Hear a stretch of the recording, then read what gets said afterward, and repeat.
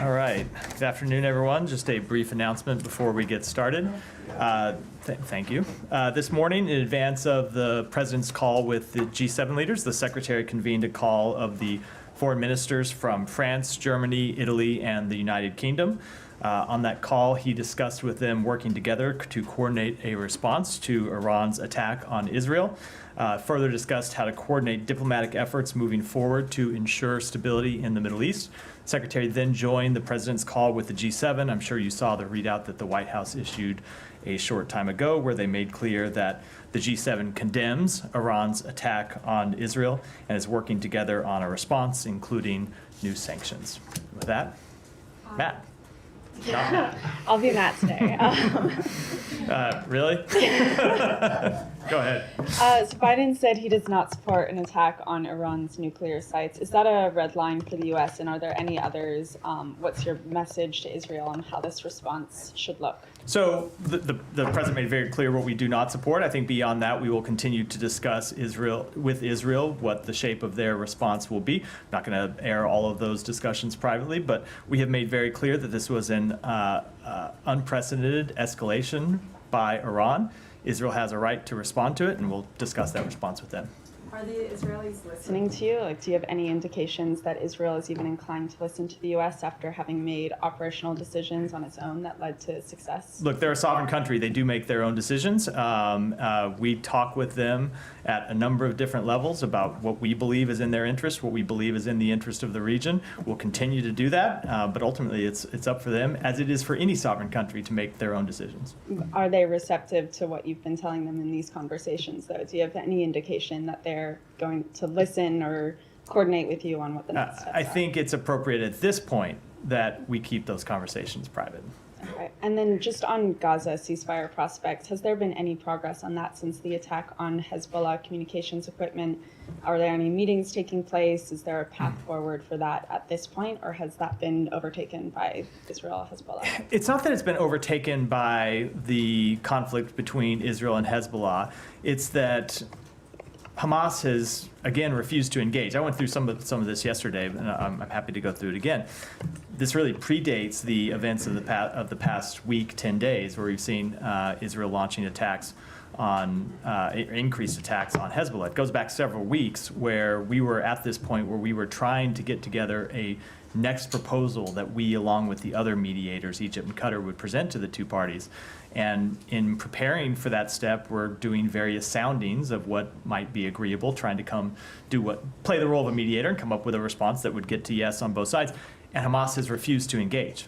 So it's not from a lack of interest on our part, it's not from a lack of focus on our part, but when you're trying to put together a deal, you have to have the parties themselves engage. And over the last few weeks, Hamas has been unwilling, for whatever reason, to engage. So, go ahead. You seated your right, yeah. Well, I was late, I'm sorry, I was on the phone. Just to bounce off Gaza, Israel is still, they don't have as many troops in Gaza at the moment, given their movement of a lot of troops up north. They are still doing operations in Gaza. Can you give us any kind of update on what their next steps are in Gaza in terms of any kind of transition phase? Is there anything that they, in terms of what their plan is, if there are no communications with Hamas? I know that a lot of this is under wraps, but any kind of how the U.S. is pivoting? I think they should speak for what their next plans are. Obviously, we have been clear about what we believe the post-conflict period should look like in Gaza, but when it comes to what Israel's plans are, it's something that they should speak to. Okay, and on Lebanon, you mentioned yesterday the number of Americans who have registered with the U.S. Embassy to get information in case they should want to leave. Do you have an update on numbers and any update on any U.S. assistance for helping those Americans to leave? Yeah, so there are now around 7,000 people who have contacted us. Not all of those are looking for assistance to leave, but we ask people to register with us for more information, and then we provide them information. Some of those, I presume, will eventually look to depart Lebanon, and some of them will want to stay, but their plans may change over time. Their interests may change over time. That's the number of people who have registered with us. In terms of the U.S. helping people leave the country. So for the past several days, we have been working, or past really going back September 28th, we have been working to make seats available or to find seats available on existing commercial flights. We have been able to identify over 800 seats over that time. A number of them have been used by American citizens. In all cases, not in all cases have they been filled.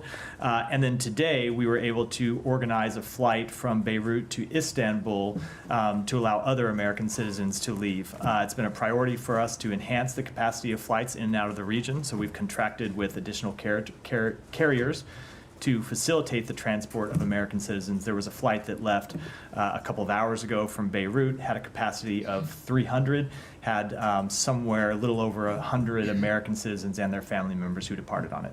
Okay, thank you. And just one final question. There's been reports of an American citizen killed in Lebanon. Can you give us any? We have seen those reports. It's our understanding that it was a legal permanent resident, not an American citizen. But we obviously offer our sincerest condolences to the family on their loss. Sorry, just on the flight. Yeah. Flights, excuse me, from Lebanon, from Beirut.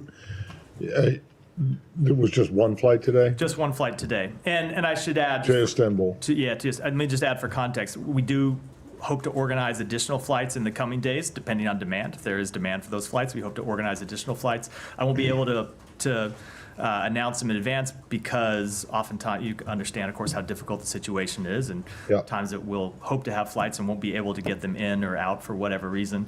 But I will be able to, after they have occurred, come here and talk about it. Okay, and then you said since September 28th, you managed to secure about 800 seats on existing flights, not contracted Correct, flights, but existing flights. right? But you don't have any idea how many people actually took advantage of those seats? I don't. I can try to follow up after the briefing and see if we can And get the those exact are number. those are all those 800, so 100 seats that you had secured were on Middle East Airlines? Correct. It's the only commercial carrier currently Right. flying out of Beirut. Okay, and are there plans for more of these contract flights? We are going to look to organize them in the coming days. We're going to keep trying to do both lines of effort. Identify seats on existing commercial flights, and then to the extent there is demand, and we do expect there will be demand at least for the next several days, and then we'll monitor as we go forward. We do expect to organize additional flights out of Beirut. Okay, and then when you mentioned earlier about the Secretary's call this morning with the Quint, I believe it was, I'm Correct. sorry, I missed that. Yep. You also said that you guys are still in touch at a variety of levels with the Israeli government. In terms of the Secretary's conversations, when was the last time he spoke to either his counterpart or Ron Dermer or anyone? Was it last week? Yesterday. In New York? Yesterday. Yesterday. Yesterday. Okay. So, and what was the result of that? So the secretary, along with other members of the administration, had a number of phone calls with the Israeli government yesterday. Obviously, the secretary was joined the president virtually from here during the attack to monitor the attack, and then participated in a number of calls with senior Israeli government officials. We are talking with them about their response and what their response will look like. Those conversations are ongoing, and I think I'll leave it at that. Okay, so that last contact was when they were all in the Situation Room, when we all could see on TV the Iranian missiles coming in. It was after that? So on the margins of that, I'll leave it at that. Yeah. Okay, and then but so far today, you're not aware of any. No, not as of this point, which isn't to say that we won't have any. And I should make clear that sometimes we read these calls out, and oftentimes we don't. All right, and then just back to, because I realized I forgot to ask this. Do you have, whether it was on these flights from the 28th from last week, and plus the 100 or so who were on this other flight today, do you have any idea of how many American citizens have actually left? I don't. I can Lebanon? see if we can get that information. On the flight today, it was somewhere a little said- over 100, but Yeah. those aren't all American citizens. Some of those are American citizens. Some of them are family members who are not American citizens. Fair enough. Thank you. Yeah, so Political reports that the U.S. officials quietly supported escalation in Lebanon, including apparently the assassination of Hezbollah chief Nasrallah. Could you comment on that? So we were not aware of that attack, that incident, before it happened. So we could not possibly quietly support something of which we were not aware. Now, to Okay. be clear, Yeah. we support bringing Hassan Nasrallah to justice. That is true. Yeah. We made So- clear that he's a brutal terrorist with the blood of Americans, the blood of Israelis, the blood of Lebanese, Syrians on his hands. So we do support, but in advance, we weren't aware of that. So Okay, possible, so it's possible you to were support not- something that you didn't know was happening. Okay, so you were not aware of the logistics, but you are supportive of the action. Well, I don't know what you mean by logistics. Okay, I we mean, weren't, we time- were time not and aware place before it and- happened. Time and place and method. Those are the logistics. Okay, but let me just ask you a follow-up to a question that I asked yesterday on that relates to what you're saying. I mean, Matt, I was in this room in March 2004 when Israel assassinated Sheikh Yassin. 2 months later, when they assassinated Rantisi. Probably around this town when they assassinated Moussaoui. I mean, there's a record of assassinations, and that has not gotten Israel anywhere. What we see that Hamas has gotten much stronger, Hezbollah has gotten a lot stronger. It seems that they are doing everything except looking at the cause of the problem, which is the occupation, a military occupation of a people that it's been overdue for them to be free from the yoke of occupation. Do you agree with that? So I spoke to this in response to I a understand, nearly but- identical question from you yesterday, and Right. I will make clear, look, obviously there is a long history of conflict in this region, and we will continue to make clear that Israel has the right and the responsibility to defend itself from terrorism. It is the same right that every country has, and every country, if it had a terrorist just across the border, a terrorist organization just across from its borders attacking it, would take action to defend itself. I don't think that is a innovative or should be even a controversial statement.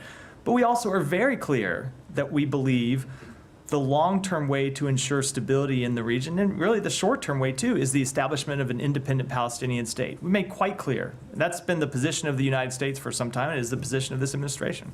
Okay, so you agree then that Israel has an obligation to end this occupation. It's time to end this occupation and allow people to have their own freedoms, their own level of integrity, measure of integrity that, like the president. We absolutely do want to see the establishment of an independent Palestinian state where Palestinians can choose their own future. Now, that while that obviously requires some very important steps by Israel, and it requires a change of direction from the government of Israel, there are steps that would require the Palestinians to take as well.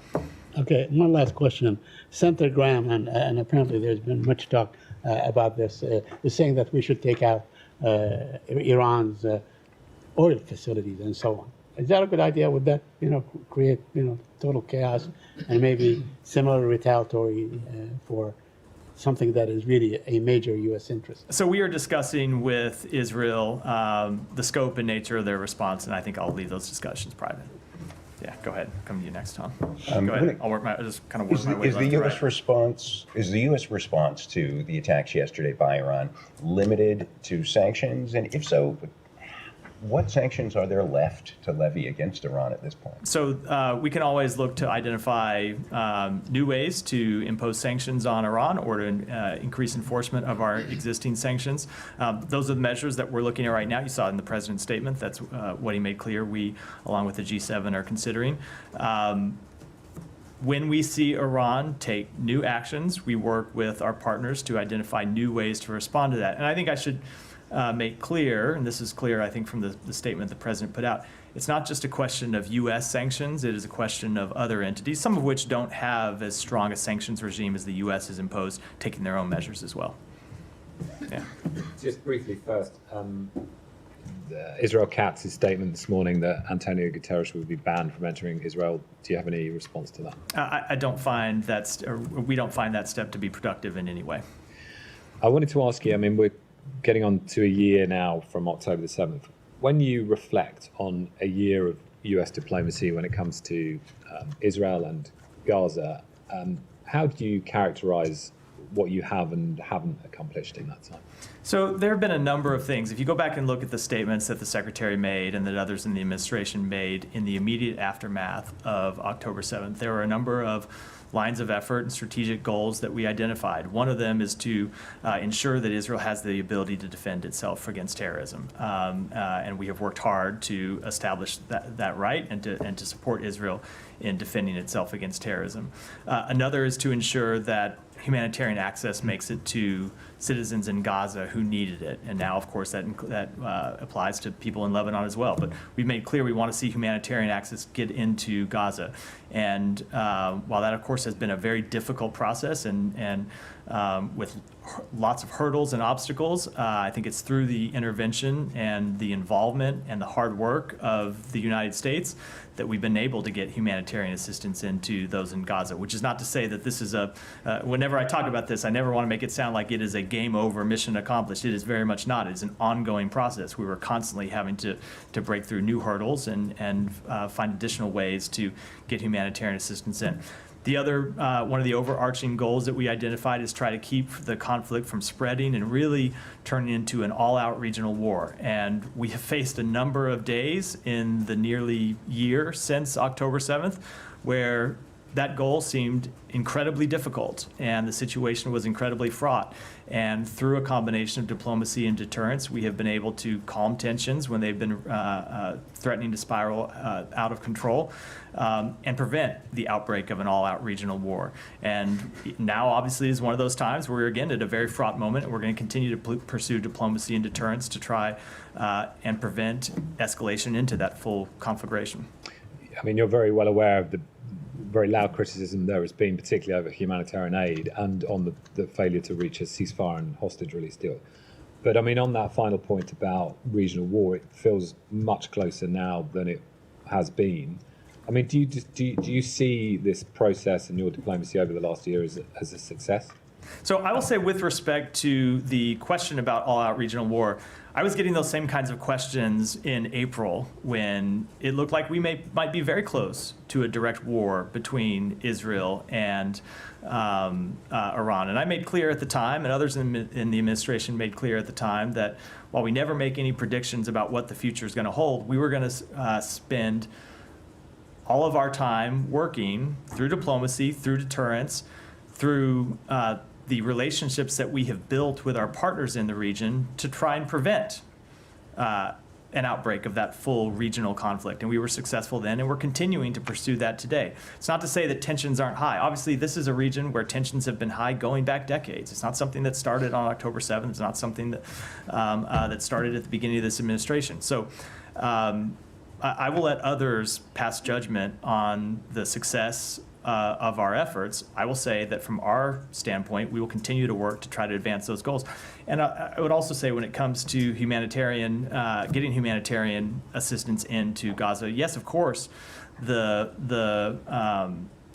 results have not been sufficient. The outcomes have not been sufficient. There are things that we're trying to improve all the time. But it is because of the United States involvement that we have gotten humanitarian assistance in the first place, that we've seen it increase at various times, that we've seen it sustained, and it is through our continued involvement that we will try to address obstacles as they come up. I'll say, with respect to a ceasefire, yes, it has been a major priority of the United States to get to a ceasefire, but that requires the two parties themselves to come to the table. And there have been times when Israel has thrown up obstacles that have made it difficult, and we've been working through those and applying all the diplomacy we can to try and overcome those obstacles. And there have been times that Hamas has been the obstacle. And obviously, we don't have a lot of influence on Hamas's decision-making process. There are others that do, Iran chiefly, and it's I would hope that others in the region would step up to the plate as well. Obviously, that's not what we've seen them do. And finally, I just wanted to put to you, Ronald Reagan's diary entry for August the 12th, 1982 describes how he phoned Prime Minister Begin of Israel and told him to stop bombing Beirut, or the US-Israel relationship would be endangered.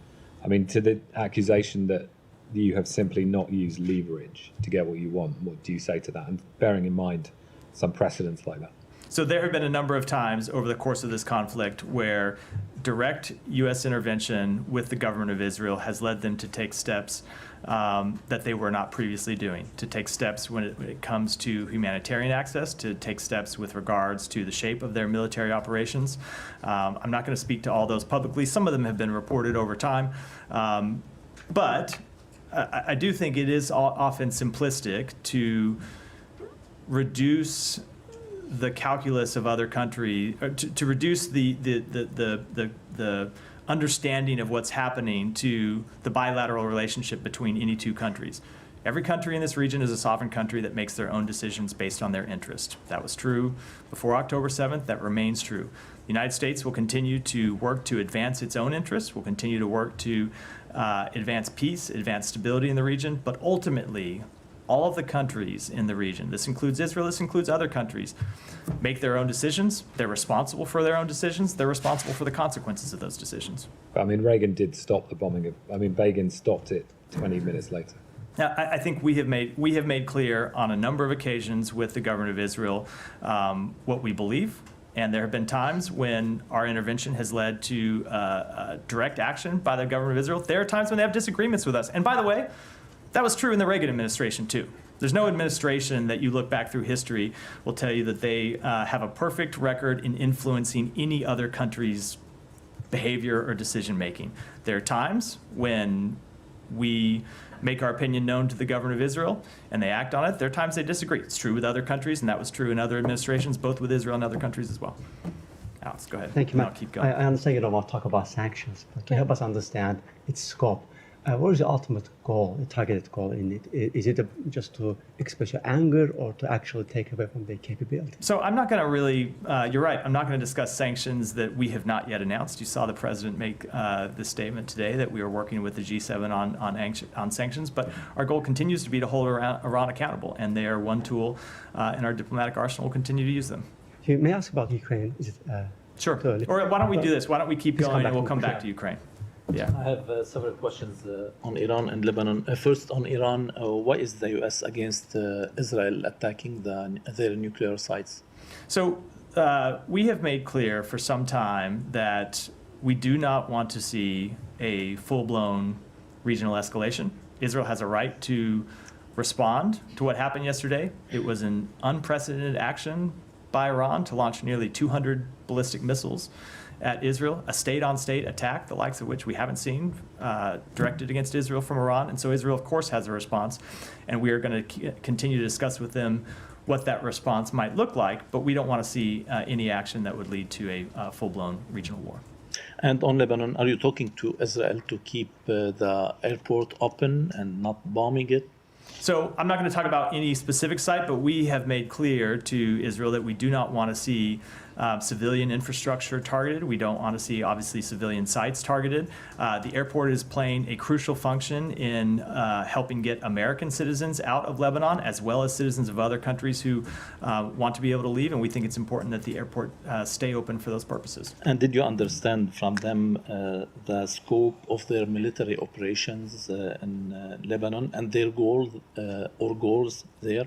So we have obviously had a number of conversations with them about that, but I don't think it's appropriate for me to speak to those conversations. Those are private consultations between our two countries. To the extent they want to publicly discuss their operations in Lebanon, I think it's appropriate for them to do so, but it wouldn't be appropriate for me to do And so. is the ceasefire offer still on the table, or it's already? We ultimately do want to see a ceasefire that leads to a diplomatic resolution. That has been, we have been clear that that's how we see this conflict ending. Now, we do support Israel's right to target members of Hezbollah, to target Hezbollah infrastructure, but yes, we do want to see a diplomatic resolution. And my final question, do you trust the UNIFIL and the Lebanese army to implement the 1701 UN Security Council resolution in the future? We do believe they are both very important actors for ensuring stability, for ensuring the full implementation of that resolution. Obviously, if you look at the long history since that resolution was adopted, we've seen Hezbollah refuse to comply with its obligations. And so we would call, again, as we have over many years, going back, predating this administration, for Hezbollah to pull back from the border, to comply with the requirements of 1701. And UNIFIL and the Lebanese Armed Forces play a very important role in ultimately implementing that resolution. I would just say, the only thing I would say is that We are in the middle of a dynamic situation right now. Obviously, for some years, you've seen this difficult situation where the LAF and UNIFIL were not fully able to enforce that resolution because of the presence of Hezbollah forces who just refused to fulfill their obligations. We are in a dynamic situation right now. It's hard to say how it's going to shake out, but look, ultimately, what we want to see is that resolution implemented. Thank you. First, I want to press you on your answer to Tom. Israel declaring the Secretary General of the United Nations a persona non grata. We're not talking about the head of UNRWA. We're talking about the head of the UN itself. You said, your answer to him, you said that's not productive. You don't think that this is delegitimize an international body that provides an essential work, humanitarian work for civilians during this current war, whether it's in Gaza or Lebanon? But we don't think it's a productive step at all, precisely because of the reasons you identify, which is the UN does incredibly important work in Gaza. It does incredibly important work in the region. And the UN, when it's acting at its best, can play an important role for security and stability. So we think it's important that Israel be able to engage with the UN. One of the things we've always said that Israel needs to be cognizant of throughout this conflict is its standing in the world. And steps like this are not productive to improving its standing in the world. Sure, but do you condemn it? I mean, my point is, can you use any leverage to reverse this decision? Because So I have made clear. I don't always like when people put other words in my mind or in my mouth. I've made quite clear what we think about this, and let's see what happens moving forward. Okay. The second question is, the Secretary and you often say that Israel has the right to defend itself, but how it does it, it matters. So this morning, there were 6 first responders were killed in Lebanon, civilians. In Gaza, it's over 40,000, 70% are women and children. In Lebanon, is 1 million people are homeless. So when he says how it matters, if there's no consequences in Israel, doesn't his word carry no weight? Does it mean that is really a statement for public consumption? Absolutely not. Why? Absolutely not. Look, wars have horrific consequences. They always have. They always will.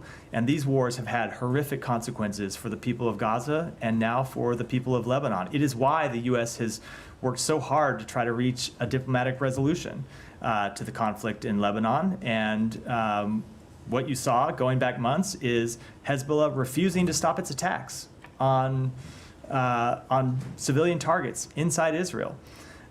It's why we've tried to reach a ceasefire agreement in Gaza that would ultimately lead to the guns being silenced, hostages coming home, humanitarian assistance surging in. We will continue to pursue both of those things. But in each of these cases, it is just a little more complicated than the question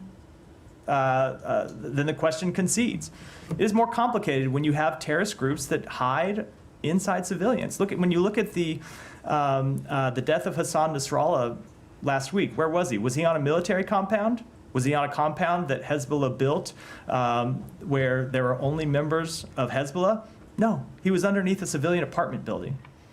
And when you look at what has happened over and over again in Gaza, you've seen Hamas hiding not just in apartment buildings, but mosques and schools. Now, we've been very clear with Israel that doesn't lessen their obligation to do everything possible to be mindful, to minimize and reduce and eliminate civilian casualties, but it's an extremely tough situation.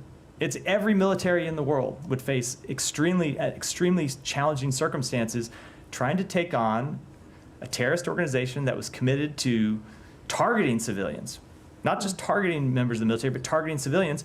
And at the same time, they do it hiding among civilians. That's what makes the situation so difficult. And just finally, do you see this current escalation and a military conflict as a result of U.S. failed diplomacy, or is it Netanyahu's government trying to drag the U.S. into a bigger war? So again, it's a little bit of a simplistic question about a complicated situation. There are 2 parties to this conflict. I don't know, it's a simplistic question. Israel is one party to this conflict, and Hezbollah is the other party to this conflict.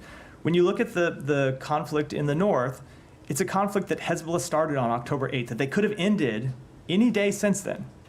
It's not a conflict that Israel starts, it's a conflict that Hezbollah started, that they could have stopped by stopping firing rockets.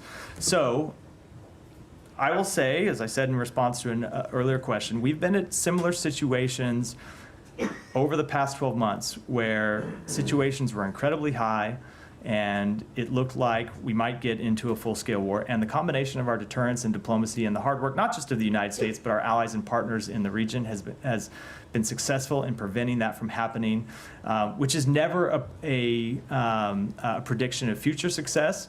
But to us, it tells us that we ought to stay at it and keep working and stay at the diplomacy and the deterrence, work with our partners. That's what we are going to continue to do. Yeah, go ahead, and then I'll come. One very specific one, because you have been talking about, you've been asked about 1 year on. You talked about how one of the challenges that the US faced was to help get more aid in. Reuters has been reporting that sources who work in aid delivery say that Israel has introduced this new customs rule that makes individuals who are delivering aid now have to sign forms to say that they, to accept liability for false information. And then there's lots of individuals working on delivering aid who don't want to sign it because they fear they could be legally liable if any of that aid falls into Hamas's hands. And as we know, aid has fallen into Hamas's hands. It has apparently had a knock-on effect and is reducing the amount of aid that's being delivered, particularly in the last 2 weeks and particularly via the route from Jordan. Do you have any comment on that? Are you aware of that impact? I'm not going to comment on that specific report other than to say that our Special Envoy for Humanitarian Issues, Lise Grande, has been working on a number of potential obstacles to the delivery of humanitarian assistance, including intensely over the past week, 10 days, including some new measures that we've had to respond to and that we have been working on. And I will just, and it's not just Lise, it's others from the State Department across the government who've been working on those. I will just make clear, Israel has an obligation under international humanitarian law to ensure that humanitarian assistance makes it to the people in Gaza, to ensure that there are not unnecessary barriers to the delivery of humanitarian assistance. That is their obligation. It's not the United States telling them that. It's their obligation under international humanitarian law, and we expect them to comply with that obligation. Thank you. Go ahead. I promised I'd call to him. I'll come to you next. Go ahead. But just before I start my questions, I have a follow-up on Michelle and Said's question regarding the oil facilities and nuclear facilities in Iran. Do you consider them legitimate targets? Because they are for civilians' infrastructure, isn't it? Look, I just don't think it's productive for me or appropriate at this point to talk about our ongoing discussions with the government of Israel. It's clear that this was an unprecedented escalation by Iran. Israel has the right to respond to it. We're going to have discussions. We're having discussions about what that response will look like. And at this point, I don't think I should talk about those. I mean, the reason why we ask about it, because it's not just Senator Graham who mentioned that. Reports in Israel saying that the retaliation will be in a couple of days and it will target oil facilities. Look, we're obviously not responsible for the comments of members of Congress. It's an independent branch, and they say all sorts. Various members say all sorts of things, and I'm certainly not going to speak to reports, anonymous reports that may or may not be accurate. We are having conversations with them about the nature of their response, and I really think it is most productive for a variety of interests that we keep those conversations private. All right, I want to talk about the ground incursion, the Israeli ground incursion in Lebanon. When it started, or hours before it started, it was reported that it was an understanding between the United States and Israel to keep it limited and targeted toward positions of Hezbollah in the south. But now, after 48 hours, the IDF is taking casualties. Missiles from Hezbollah are still flying over to inside Israel. Does this risk that this limited incursion turns into a full-blown invasion to southern Lebanon? Look, there has always been the risk, even before. Even before these limited incursions began, there's always been the risk of a full-blown war between Israel and Hezbollah, and it's something that we have been engaged with for some time. So, and if you look at history, the history of Israeli invasions of Lebanon and how those have rolled out, and how Israel has occupied Lebanese territory for extended period of time. Everyone here is well aware of the history of this region, and it is why we are continuing to work ultimately to pursue a diplomatic resolution to this. I don't want to try and predict what the future's going to bring because it's impossible for anyone to do that, let alone me. I'll tell you what we're trying to pursue. My final question. I received a text yesterday from a friend of mine from the other part of the world. She was in shock that for her it seems that the United States is so weak and helpless in influencing Netanyahu. I know that I asked similar question about it yesterday, and your answer was that they are sovereign, they take their own decisions, but you are involved in that area militarily as well. You defend them, you shot down missiles that directed at them, but you don't seem to influence them even to your interest. And a lot of people in the area and the region there lost faith, and there are a lot of talks about that you're not actually trying to, you're just complicit, and all that you talk about de-escalation and a humanitarian situation and all that is just a smoke to allow Israel and enable it to do whatever it wants. Well, I obviously don't agree. And I will say when it comes to the answer that I gave about them being a sovereign country, it's not my answer, it's reality. It's a fact. Israel's a sovereign country. Every other country in the region is a sovereign country. There is no country in the world that the U.S. dictates to how they conduct their security policy, how they conduct their foreign policy. We present what we believe are in the best interests of the United States, what we believe at times are in Israel's interest, what we believe are in the interests of other countries in the region. But as I said, ultimately Israel has to make its own decisions, and they have to bear the consequences of those decisions for good and for bad. And there have been a number of decisions they have taken we have agreed with. There have been a number of decisions they have taken that we disagree with. And we have very clear conversations about them, but it's just not that simple that any country in the world, I shouldn't say any country, but the countries in the world take their direction from other countries. We don't have that type of relationship with Israel. We don't have it with other countries. We don't expect any country in the world to do exactly what the United States thinks is in their best interest. All we can do is make clear what we think is the right path forward and what we think are the risks, and there are real risks of pursuing alternative paths. It's independent sovereign countries get to make their own choices, and as I said, they have to live with the consequences of them. Yeah, go ahead. Just wanted to follow up on some of the questions on the humanitarian situation in Gaza. Do you believe that Israel is doing everything it can to allow sufficient aid into Gaza? I think we have seen for some time various obstacles to the delivery of humanitarian assistance. Sometimes those have been bureaucratic obstacles where one arm of the Israeli government or the security services isn't talking to another arm. And we've tried to work through those. At times we've seen security hurdles that we don't agree with. So provisions that Israel puts in place that are supposedly to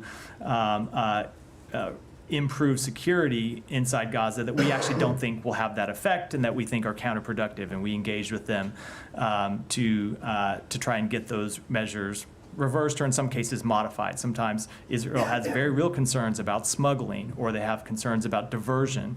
And we work with them to try to make sure those concerns are addressed, but in a way that doesn't keep humanitarian assistance from coming out. And do you have any update on the number of trucks entering Gaza and Israel? I don't. I know the UN makes that number available every day. I don't have it at my fingertips here.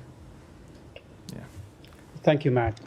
Since the killing of Hassan Nasrallah, the mood in Iraq is the mood of anger and mourning. So soon after the attack yesterday, the Iraqi resistance group, they issued a statement and said if the U.S. get involved into this conflict, so all American facilities and interests in the region will be a target for us. And how do you view this, and what response do you have for this resistance group in Iraq? So we have made very clear a couple things. Number one, that no entity in the region should use this moment to target American interests, and that we will defend American interests and American personnel in the region. And have also made clear that the forces that are in Iraq are there at the invitation of the government of Iraq, and it is the government of Iraq that must bear the first line of responsibility in holding any entity that seeks to target U.S. forces accountable for those actions. And some Iranian-backed elements in Iraq get involved into this conflict. They joined the Houthis and the Hezbollah in attacking Israel. So there's a big fear in Iraq and in the region that Iraq might be the next destination of this conflict. Do you have the same fear, and what will the U.S. do in preventing the expansion of this conflict into Iraq? Well, so we are going to continue to pursue diplomacy and deterrence to try and keep it from expanding. But I would say we, of course, have been concerned for some time about the various proxy groups that Iran funds, arms, and controls throughout the region. That includes in Iraq. The Iranian proxy groups inside Iraq that play a major destabilizing force inside that country. And so we will continue to defend our interests there, and we will continue to work to try to lower tensions. But of course, we're concerned about the role that proxy groups play inside Iraq. So, two really brief things. Yeah. I remember Camilla's question about an American being killed was that in the West Bank or in Lebanon? In Lebanon. Okay, and it's an LPR. It's an legal. Not yeah, an American. Not an American citizen. That's the only one that you're aware of, right? Correct. Okay, and then secondly, just on the whole PNG and Guterres thing, you said that you didn't think this was helpful in any way. Well, why? Are you aware that the Secretary General wanted to visit Israel? so- Do you know when the last time a Secretary General visited Israel? So I am not aware of any upcoming travel by the Secretary General to Israel, but in any event, even aside from the question of travel, it's just not, I think, a productive step for Okay, well, Israel what about to be the engaging in Russians that kind of banning activity. people like you from ever entering? Is that not productive? I mean, you have no intention to go there. Was there? So I can imagine that you would say, well, this is pointless. Oh, too bad. I'm not going to be able to go to Sochi on my next vacation. But obviously, this is a little bit different. Yeah. Do you think that this decision by the Israeli foreign minister is going to make any difference in, negative difference in the diplomacy that's going on? Probably not. Probably not. Probably not. So then why? Then I don't understand why. Why do you even care? Because one of the things that we have made clear for some time is that Israel has to think about a number of things as it handles its relations with the world, as it handles these conflicts. One, of course, is its security situation. Another really important one is its standing in the world. And steps like these just aren't productive and not helpful to improving Israel's standing in the world. Okay. You might recall that in 1973, a former UN Secretary General named Kurt Waldheim did visit Israel. And you remember what his history was, right? So I do remember his history. I can't say I recall that specific incident. I wasn't alive yet. Well, Didn't miss it by a well, lot. he did, but the Israelis let him in and whatever. Yeah, So, yeah. Okay. All right. Can I just follow up just on Sure. one point on that very briefly, but just to ask if you're aware, because Philippe Lazzarini of UNRWA, and I asked him about this at UNGA, United Nations General Assembly, about visas for lots of UN workers in Israel. And he talked about a lot of restrictions, not just UNRWA, but other UN agencies. People are really, having limits put on visas, some not being able to get in, a month or 2 months at a time, which appears to be having quite a big impact. I mean, are you guys aware of that? Are you saying anything? Yeah, it has been an issue for some time, and on a number of occasions, we have intervened with the government of Israel to get visas approved so humanitarian workers could make it into Israel and ultimately to visit Gaza. It has been at times a problem, and we have intervened directly to make clear that humanitarian workers need to be allowed in to do their job and have seen their visas approved. That's not to say in every case they've had visas approved, but in a number of cases we have seen that happen. Yeah. We only have time for, let me come to Alex. I said I'd come here and then we have to wrap in a few. Thank you. A couple of questions on Ukraine. I want to start with the reports about the largest mass execution of Ukrainian POWs in Donetsk. Do you have any reaction? Ukraine started investigation. They have murdered 16 of them. So we have seen the reports. I don't have any independent information with which to confirm that. I think it's appropriate that Ukraine conduct the investigation that they've announced. But obviously speaking generally, we've seen Russia commit horrific acts since the beginning of this conflict. On the victory plan that you guys have received last week, so about 1 week after that, did Ukraine have the Secretary's blessing to move forward to start implementing its victory plan? So the victory plan that Ukraine presented is not just a question of actions that Ukraine would take. It's a question of actions that other countries around the world would take as well. Ukraine hasn't detailed that victory plan publicly yet, so I'm not going to do so from here. It's appropriate for them to do so. But we took that plan, we reviewed it, we saw a number of productive steps in it. We're going to engage with them about it. They have been watching the Middle East last couple of days. They have been seeing that it's in fact possible to help non-NATO ally to shoot down missiles. I know, I had this discussion last time, but Helsinki Commission called Ukraine's right to shoot back. What was the? Helsinki Commission called it the common sense. So to ease your restrictions, that's the common sense. Is that the opinion that you share, you will subscribe? So we have made clear that we support Ukraine's right to defend itself, not just in words, but in deeds, and we have provided them with the equipment they need to shoot down missiles. If you look at the air defense systems that we have provided, including an air defense system that we announced, a new air defense system that we announced just last week, we've actually provided them with that capability, and we'll continue to provide them with that capability. Yeah, thank you. So for Italian television, I have a question. We are at a very important point in the Middle East that can change it forever at the moment. So what is the position of the US in terms of more military support, more diplomacy? What are we trying to reach at this stage? We are trying to pursue all of the goals that I outlined earlier in response to Tom's question. We are trying to ensure Israel has the right to defend itself against terrorism. We are trying to mitigate the humanitarian effects of conflict, and ultimately we're trying to see this prevent this conflict from spreading into all-out war. Can I do a follow-up about the G7? Regarding the talks that were ongoing this morning with the G7, what did you ask to the European allies? So that was a call that the president held. The secretary attended, but the president held. I would leave it to the White House to speak to that call in detail. But one of the things they did discuss, and put this in the public readout, is coordinating together on a response to Iran's actions, including sanctions. Israel? Thank you. All the way in the back. Thank you. Hi, Matt. Yeah, you. Yes. There's no one behind you. Back to the incursion in Lebanon. Shortly before the Israelis gone into Lebanon, the president said he is comfortable with the Israeli troops stopping their operation. Now that they are in Lebanon, I'm wondering, what is the United States going to do? Are you going to give advice to the Israelis in terms of how they prosecute their operation, or you're simply telling them to act with restraint and act proportionately? We are going to continue to have discussions that I won't read out privately about doing what they can to ensure that they can degrade Hezbollah and prevent Hezbollah from being able to launch attacks into Israel, as they have been doing since October 8th, and of course that they were doing for a number of years before that. And we're going to continue to press on them the need to make decisions that are in not just their short-term but their long-term strategic interests. Go ahead, John. Thank you, sir. Secretary Blinken met with Indian Minister Jay Shankar yesterday. Could you provide some details, like what kind of message conveyed to him regarding the involvement of Indian agents in assassination attempt on a U.S. citizen, and anything about violation of human rights and religious freedom?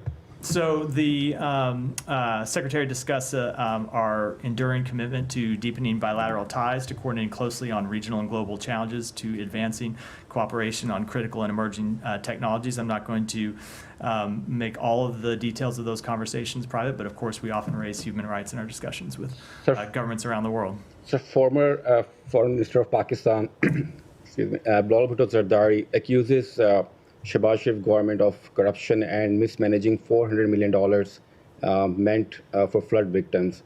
And a big portion of this aid was provided by the United States. So is there any check and balance when you release funds for specific causes? So this is something we take very seriously, not just in Pakistan, but anywhere around the world where American taxpayer dollars are used and where there's an urgent humanitarian interest at stake. Both state and USAID employ a rigorous system of monitoring and evaluating in the provision of assistance, and we discontinue assistance when it is observed to be misdirected or misused. So Pakistan recently secured a loan of $7 billion from IMF. Finance Minister says that without the support of United States, and some other countries it was not possible. Your thoughts on the Islamic Republic of Pakistan? Let me take that one back and get you an answer. Thank you. Go ahead here. And then Thank you, Matt. There's a couple of questions here briefly here. Given that Hezbollah has murdered 220 Marines and countless other Americans and have fired 9,000 missiles at Israeli communities in the past year, including 12 Jews, children murdered in one missile attack, that's according to State Department, NPR, and AP reports, why has Secretary Blinken not publicly demanded that the Lebanese government stop eradicate Hezbollah, and why does Secretary Blinken not demand that the UN Security Council Resolution 1701 be enforced by Lebanon's government to push Hezbollah north of the Litani River? And a follow-up question. So we have made clear, and he has made clear in a number of times, including on Friday when he spoke to this question extensively in a press conference in New York, that we do want to see the full implementation of UN Security Council Resolution 1701.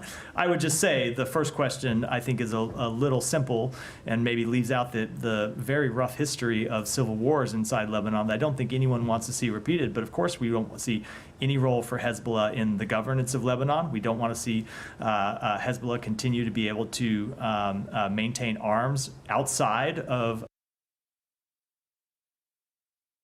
So we do continue to support efforts to degrade Hezbollah's capability. They're a terrorist organization with the blood of American citizens on their hands, and we want to see 1701 implemented. Okay, since the Palestinian Authority, which has a U.S.-trained police force, paramilitary force, has done nothing to stop Hamas and Palestinian Islamic Jihad in Judea and Samaria, why is the State Department continuing to funnel millions of American dollars to Abbas? What? You mean in the West Bank? Okay. The Palestinian Authority is referred to the West Bank? Yeah. Which is, they have a U.S. police force, paramilitary force.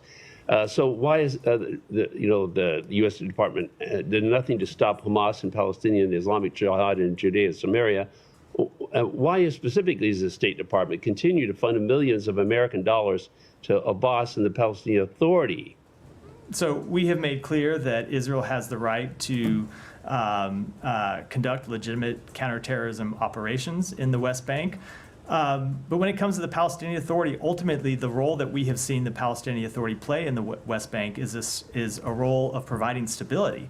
And if you look at the security situation that Israel has faced with challenges in Gaza, with challenges on its northern border, the last thing that is in Israel's security interest is further instability in the West Bank, which is why on a number of occasions we have made clear to Israel that they should not take actions to undermine the Palestinian Authority, and in fact should take actions to strengthen and bolster the Palestinian Authority, because it's key to Israel's security interest to do so. Okay. Let me move on. I've got time for a couple more. Go ahead. Thank you very much, Matt. As you heard about the Prime Minister corruption, she has a niece as well that is also known for corruption, and you had called her a milestone. CPJ on June 11 said about the press laws condemnation they issued against the milestone lady. The other day there was a protest. She arrested her, the police under her arrested an 80-year-old woman for protesting and put her in a physical remand as well. And she ordered $20 million vehicles while the government is begging for money. $20 million vehicles were purchased for government officials. I just want to give you opportunity once again to take that milestone. So I'm just to say I apologize sometimes, because I know this is often my answer to your questions. I am not tracking any of the details that you laid out for me here, so of course I'm not able to comment on them. Okay, there's this one extremely popular scholar named Dr. Zakir Naik, who has been literally kicked out since Prime Minister Modi took over in India. He's visiting Pakistan right now, and he has floated this idea while looking at this whole Middle East situation that the Muslim countries should also have something on the lines of NATO.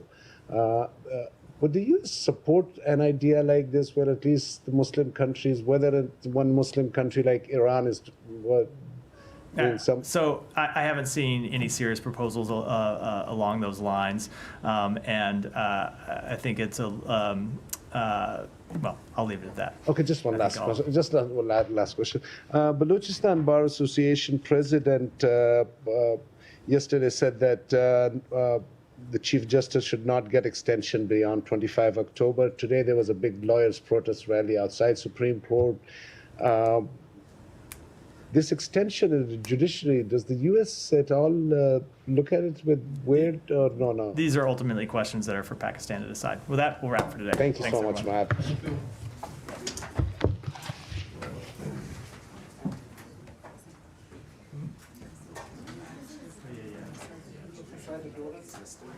No, I didn't. I didn't see him.